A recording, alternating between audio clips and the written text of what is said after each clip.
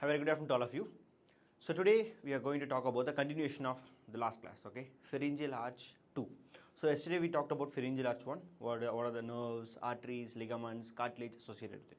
So similarly, today we are going to talk about pharyngeal arch 2, okay? So as I said, pharyngeal arches are nothing but they are basically small bulge which is present in the embryo that gives rise to all the aspects or all the parts of your DNA, building blocks, okay? So pharyngeal arch 2. So as I said, any part of your head and neck which develops, it basically is given by a pharyngeal arch, okay? So the cartilage of the second pharyngeal arch will be Reichert's cartilage, okay? What is the cartilage of first arch? It's going to be Merkel's cartilage. So now it's going to be Reichert's cartilage. As I said, any cartilage is going to be formed at the end of the joints. It is going to act as a shock absorber, or it might give shape, okay? And cartilage can develop into a bone, ligament, or it can stay as a cartilage itself. So in that case, Reichert's cartilage, it gives rise to a bone called as stapes or stapes. So this is the smallest bone in the body. It is present in the middle ear, okay? So three bones basically form the middle ear, in case male is in stapes. So the stapes is the smallest bone, okay? It is about 3 mm in length and it's about 2.5 milligram in weight, okay? The second part, what the Reichert's cartilage gives rise to, is the styloid process. Styloid process is present in the petrous part of temporal bone, okay? It is present in the petrous part of the temporal bone. So the petrous part of the temporal bone, it is the it is one of the strongest bone present in the body, human body, okay? So it is present on the medial aspect of the temporal bone, and this styloid process, it will be a small projection kind of thing, something like this, okay? So this projection from the petrous part of the temporal bone is a styloid process, and it gives attachment to various muscles and ligaments, okay? This styloid process gives attachment to various muscles and ligaments. So in that way, if you see the muscles which starts or which get attached to the styloid process, the first one will be styloglossus, okay? Styloglossus, stylopharyngeus, and stylohyoid bone. Styloglossus elevates the tongue, stylopharyngeus elevates pharynx, stylohyoid elevates hyoid bone, okay?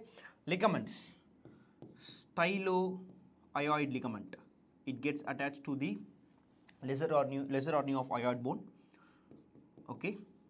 And stylomandibular, as I said, ligament is a protective sheath of the bone. It forms around the bone so that it protects the bone and also it limits the movement of the bone. Stylohyoid ligament, lesser cornea of hyoid bone. Stylomandibular runs along the angle of the mandible, okay? So these are all the few muscles and ligaments which gets attached to the styloid process, okay? So now coming to other muscles which are formed by the or from the second pharyngeal arch. So in that case, the first one will be the muscles of facial expression, okay? Buccinata, rhizoris, zygomaticus major, zygomaticus minor, whatever it may be, mentalis. So all the muscles of the facial expression are given by the pharyngeal arch 2. So one important aspect about the muscles of the facial expression is they are not attached to the bone, okay? They are attached to the skin. That is the reason you get facial expressions, okay? Apart from this, another muscle called stapedius. So stapedius, again, it is the smallest muscle in the body, okay? It's about 1 mm in length. It is present on the posterior wall of the middle ear, okay? And also there will be posterior belly of digastric. So anterior belly, pharyngeal arch 1, posterior belly, pharyngeal arch 2, okay? Nerve of second pharyngeal arch. What is the nerve of first pharyngeal arch? Mandibular nerve, which is the internus branch of trigeminal nerve, fifth cranial nerve. Here it's going to be facial nerve, which is nothing but the seventh cranial nerve, okay? I'll talk about in depth about facial nerve in the upcoming classes.